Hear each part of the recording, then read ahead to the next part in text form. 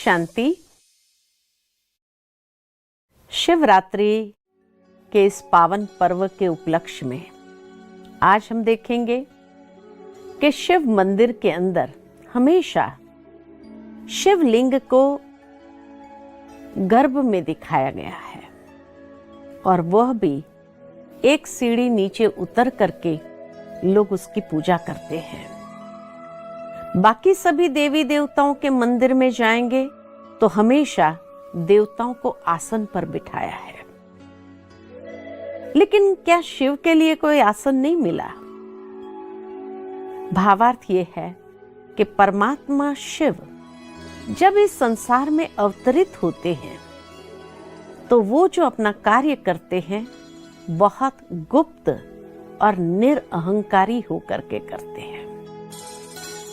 जिस तरह दुनिया के अंदर किसी को भी आसन प्राप्त होता है तो धीरे धीरे उसका अहंकार बढ़ने लगता है, लेकिन परमात्मा के प्रति दिखाया है कि कितना निरअहंकारी है, कि उन्हें आसन भी नहीं है और एकदम गर्भ में जैसे नीचे एक सीढ़ी नीचे उतर करके उस ग्रह गर्भ में जैसे उसकी प्रतिमा रखी जाती है पूजा करने के लिए, कि ऊंचे ते ऊंचा जरूर है, सर्वोच्च शक्ति है, लेकिन सबसे निर्माण और निरअहंकारी भी है,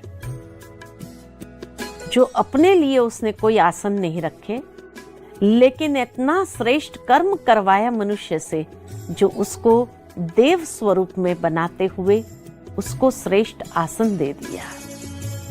तो ये परमात्मा की महानता है। साथ ही कहा जाता है कि परमात्मा जब इस संसार में अवतरित होते हैं तो उन्हें कोई आधार तो चाहिए। तो हमेशा शिव मंदिर के अंदर देखा जाता कि बाहर नंदी रखा होता है और बताया यही जाता है कि नंदी के द्वारा ही ये नंदी ये परमात्मा का दिव्य वाहन है। इसीलिए नंदी की भ्रुकुटी के अंदर, भ्रुकुटी के मध्य में शिवलिंग की आकृति दिखाते हैं।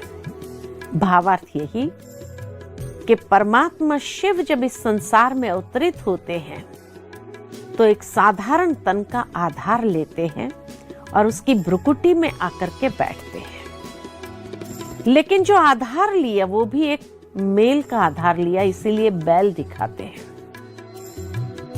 जिसके लिए श्रीमद् भगवद गीता में भगवान ने कहा 7वें अध्याय में कि हे अर्जुन, मैं जब इस संसार में अवतरित होता हूं तो अति साधारण रूप में आता हूं, जिस कारण मूढ़मती मनुष्य मुझे पहचान नहीं सकते।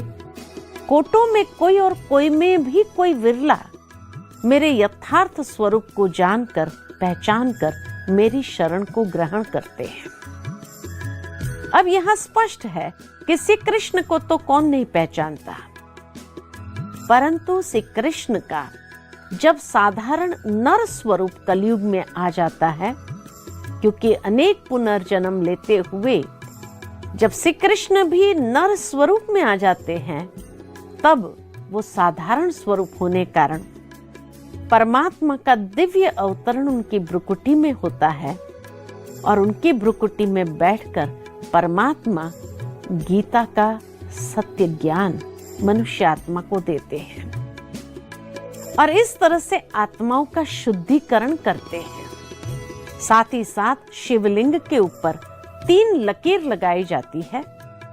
भावार्थ यही है, जो आदि मध्य अंत का ज्ञाता है, जिसके पास तीनों कालों का ज्ञान है, जो त्रिकालदर्शी है, तीनों कालों का दर्शन कराने वाले। तो परमात्मा जब इस संसार में अवतरित होते हैं अधर्म का नाश और सत धर्म की पुनः स्थापना करने के लिए, तो अधर्म का नाश करने का आधार है ज्ञान।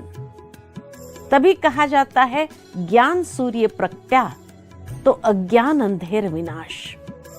मनुष्य जीवन में जो पाप कर्म का कारण है या कारक है, अधर्म का कारक है वो है अज्ञानता। तो वो परमात्मा जिनके पास तीनों कालों का ज्ञान है, वो इस संसार में अवतरित होकर के मनुष्य आत्मा को तीनों कालों का ज्ञान दे करके उसकी अज्ञानता को नष्ट करते हैं और इस तरह से अधर्म का नाश और सत धर्म की पुनः स्थापना करते हैं। आत्मा को अपनी वास्तविकता का परिचय कराते हैं, तीनों कालों का, संसार के तीनों कालों का ज्ञान देते हैं, आदि मध्य और अंत के बाद फिर पुनः कैसे आदि होती है, इस चक्र का भी रहस्य उद्घाटन करते हैं, जिससे मनुष्य आत्मा जो पाप कर्म करके पतित बनी है, उस अज्ञानता का नष्ट करने से जब ज्ञान आता है तो मनुष्य आत्मा के कर्मों में परिवर्तन अर्थात श्रेष्ठ कर्म करने लगते हैं। आत्मशुद्धिकरण उसका होता है ज्ञान से, और जैसे ही आत्मशुद्धिकरण हुआ, श्रेष्ठ कर्म करने लगते हैं, तो जो कहा जाता पतित से पावन बनते हैं। और यही पतित से पावन परमात्मा को के लिए कहा गया कि हे पतित पावन आओ, आकर हमें पतित से पावन बनाओ, अधर्म से सत धर्म की ओर ले जाने का कार्य करते हैं। और उसके लिए परमात्मा ने त्रिमूर्ति को रचा, ब्रह्मा द्वारा नई सृष्टि का सर्जन किया, क्योंकि जब आत्माएं पावन बनती जाती है, श्रेष्ठ कर्म करने लगते हैं, तो नेचुरल है अधर्म का नाश हुआ, तो सत धर्म यानी सतयुग के दिव्य स्थापना का कार्य परमात्मा ब्रह्मा के माध्यम से करते हैं। इसलिए ब्रह्मा को सभी वेदों का ज्ञाता बताया, सारे वेद शास्त्र उपनिषद पुराण सब उसके हाथ में दिए, अर्थात सारे शास्त्रों का, सर्व शास्त्रों का जो सार है, ज्ञान है, वो परमात्मा ने ब्रह्मा के माध्यम से दे करके मनुष्य जीवन की अज्ञानता का नाश किया। और उसके बाद ये पुरानी सृष्टि का महाविनाश करना बहुत आवश्यक है। तो शंकर का तीसरा नेत्र, यानी जब मनुष्य आत्मा का भी ज्ञान के दिव्य चक्षु खुल जाते हैं, जब वो अपने अंदर की रही हुई बुराइयां जो कारक है पाप कर्म के, उन बुराइयों का नाश करते हैं। और इस तरह से जब मनुष्य आत्मा का ज्ञान का दिव्य नेत्र खुलता है, तो आत्म साक्षात्कार कर सकता है और आत्मा अपने असली स्वरूप में शुद्ध है, तो उस वास्तविकता की ओर आगे प्रयाण करते हैं। और इस तरह से काम, क्रोध, लोभ, मोह, अहंकार रूपी विकारों का संपूर्ण नाश होता है। साथ ही साथ जब इस संसार परिवर्तन का महान कार्य शंकर के द्वारा कराते हैं, शंकर को हमेशा ध्यान मुद्रा में दिखाया, क्योंकि जब व्यक्ति ध्यान में होता है तो वो किसी भी आत्मा को संदेश पहुंचा सकते हैं। भावार्थ यही कि शंकर ने जो अपना कार्य किया वो प्रेरणा से किया। आज विज्ञान चरम सीमा पर है और जो वैज्ञानिक लोग हैं जिन्होंने मिसाइल्स को इन्वेंट किया है, जब उन वैज्ञानिकों से पूछा जाता है कि ये मिसाइल्स अपने किस आधार पर बनाए हैं, तो उन्हों का जवाब यही है कि ऐसा महसूस होता है कि कोई हमारी बुद्धि को प्रेर रहा है और प्रेरणा से ये विनाशी शस्त्र बने हैं। वैज्ञानिक लोग भी कभी ये विनाशी शस्त्र बनाना नहीं चाहते थे। वो कहते हम तो यही बनाना चाहते हैं कि आगे चल करके अगर कई संसाधन समाप्त हुए तो फिर आगे ये दुनिया कैसे चले। तो एक बहुत पावरफुल शक्ति है एटॉमिक शक्ति, उसका सदुपयोग कैसे किया जाए, उसका रिसर्च करते करते, उसका अनुसंधान करते करते कैसे वो विनाशी शस्त्र में बदल जाता है, मिसाइल्स के रूप में बदल जाता है, हमें पता ही नहीं चलता है। तो ऐसा महसूस होता है कि कोई हमारी बुद्धि को प्रेर रहा है और इस तरह से विनाशी शस्त्र बन जाते हैं। तो भाव यही है कि शंकर जैसे जैसे समय नजदीक आता है संसार परिवर्तन का, तो संसार परिवर्तन के लिए ये विनाशी शस्त्र भी बना करके तैयार रखते हैं।